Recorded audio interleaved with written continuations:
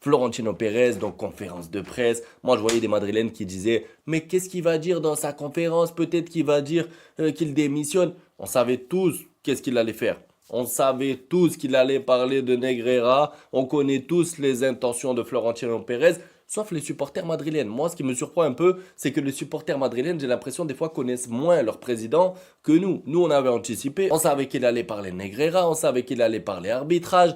Pourquoi? Parce que comme ils viennent de perdre la Liga et comme ils sortent d'une saison horrible, le but c'est quoi? Non, parce qu'il y en a qui comprennent pas bien l'objectif de Florentino Pérez et du coup ensuite de Arbeloa, on va revenir aussi sur lui. Le but est simple, c'est dévier l'attention des gens. C'est-à-dire que si les gens, les supporters du Real surtout, sont en train de regarder l'état du club, les conflits, les problèmes, Vinicius Mbappé, Tchouaméni Valverde, Rudiger Carreras et les bagarres à l'entraînement et tout, ils vont dire c'est la catastrophe. Si tu prends leur attention et tu la dévies en disant voilà, vous vous rappelez l'arbitrage, la Liga, j'ai perdu cette Liga à cause de l'arbitrage. Oui, mais Negreira, il y a 28 ans.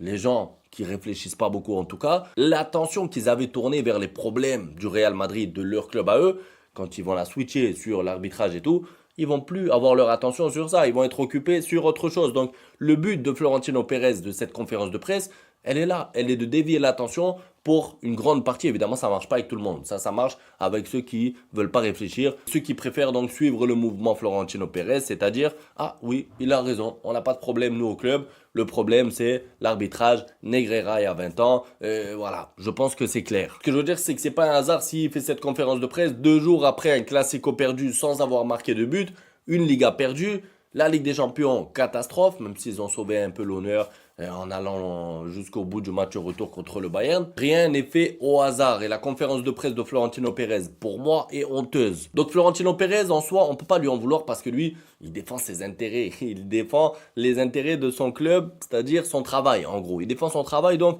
il est obligé de faire un peu de communication et de dévier l'attention. Moi, ce qui me dérange un peu, c'est les supporters du Real qui sont naïfs, qui rentrent dans le piège volontaire de Florentino Pérez et qui vont défendre Florentino Pérez à base de mais il a raison, c'est vrai, regarde l'arbitrage parce qu'à un moment Florentino Pérez il a dit qu'on lui a volé combien de points? 18 points cette année. Ça veut dire qu'en soi, d'après Florentino Pérez cette année, son Real Madrid là, cette équipe pourrie aurait dû terminer la Liga à 100 points. Ils auraient dû faire pas possible. Tu leur rajoutes 18 points. Il reste 9 points en jeu. Ils auraient pu faire une Liga à combien? À 105 points. Ça veut dire qu'en soi, pour Florentino Pérez, le Real Madrid, qui était nul cette année, devait gagner tous les matchs. Le Celta Vigo qui t'humilie chez toi, ça compte pas. Mallorca qui marque pareil, 90e minute, ça compte pas. En fait, tu retires le mérite à tous les participants de la Liga. Ça veut dire que j'aurais dû gagner tous les matchs, sans l'arbitrage, sans les vols, sans Negreira, j'aurais gagné la Liga tous les ans. En soi, c'est ce qu'il veut dire. Et je trouve que c'est dommage parce que même s'il y a la rivalité Barça-Real, je pense que de temps en temps, ça fait pas de mal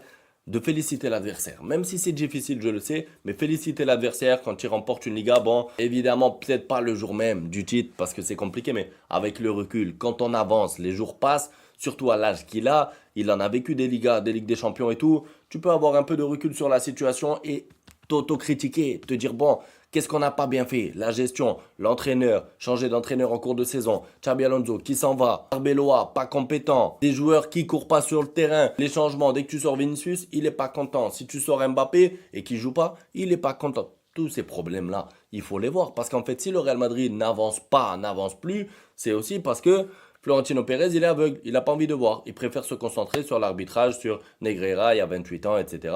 Plutôt que d'essayer de dire, bon les gars, ok, on sort d'une mauvaise saison, c'est une catastrophe même, j'ai envie de dire. On est le Real Madrid, vous inquiétez pas, l'année prochaine, on sera là, compétitif. Je vais mettre les moyens qu'il faut, que ce soit mercato, moyens techniques, moyens tactiques avec un nouvel entraîneur. Vous inquiétez pas. Essayez de rassurer un peu les fans du Real Madrid. Non, ils préfèrent tirer sur le Barça. Et le pire, c'est qu'Arbeloa, évidemment, mais ça, j'étais pas surpris parce qu'Arbeloa, en fait, il a fait quoi?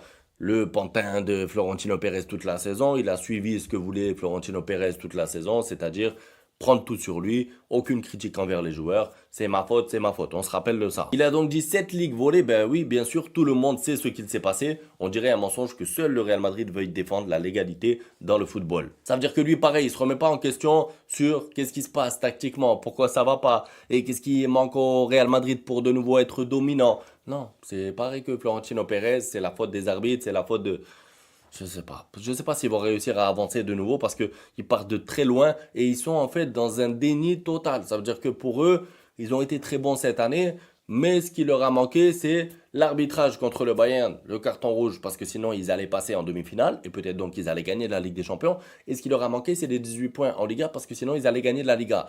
Les gars, au bout d'un moment, quand même, moi je veux bien reconnaître quand le Real Madrid est fort, et 2016 et tout, le Real Madrid avec la BBC, et Bale, Benzema et tout. Là, le Real Madrid qu'on a eu cette année, déjà qu'ils arrivent en quart de finale de Ligue des Champions, c'était un miracle. Et qu'en plus, ils soient à hauteur du Barça jusqu'au mois de février-mars en Liga, c'est déjà un accomplissement. C'est déjà une réussite pour vous. Parce que franchement, vu le niveau du Real en termes de jeu sur les premiers mois de la saison, c'est déjà très bien payé. Bon, évidemment, Tebas a réagi et je vais vous lire un petit peu. Florentino Pérez vit de la persécution et de la victimisation.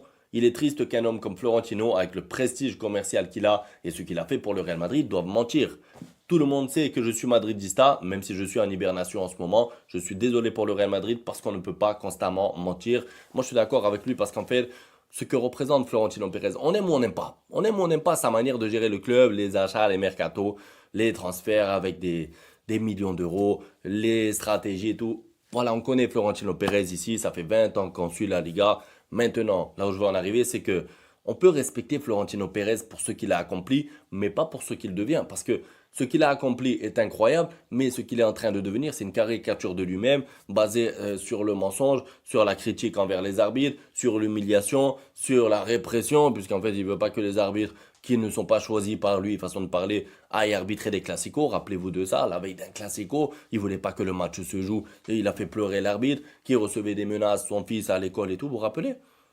Tous ces petits détails-là, c'est dégoûtant. C'est dégoûtant. Ça veut dire que humainement parlant, c'est dégoûtant. Il a tiré sur les femmes aussi qui font du journalisme en disant que c'est une femme qui a écrit un article, donc peut-être qu'elle connaît rien. En fait, il est en roue libre. Il est en roue libre, mais le problème, pour moi, c'est pas qu'il soit en roue libre. Ça peut arriver vu son âge, etc. Le problème, c'est qu'il est encouragé, il est supporté. Il y a des fans du Real, il y a des créateurs de contenu Real qui, allez, Florentino, c'est bien, tu as dit les termes, bravo. Mais les gars, ça vous coûte rien de critiquer votre président. Ça veut dire que moi, Laporta, critiqué plein de fois pour les mercatos, etc., les mensonges, le 1 pour 1, le dossier Messi. Ok? Bartomeu, j'en parle même pas. On l'a allumé ici en vidéo pendant 3 mois, 6 mois. Ça va rien vous faire, mais tomber dans le fanatisme d'un président, franchement, je comprends pas.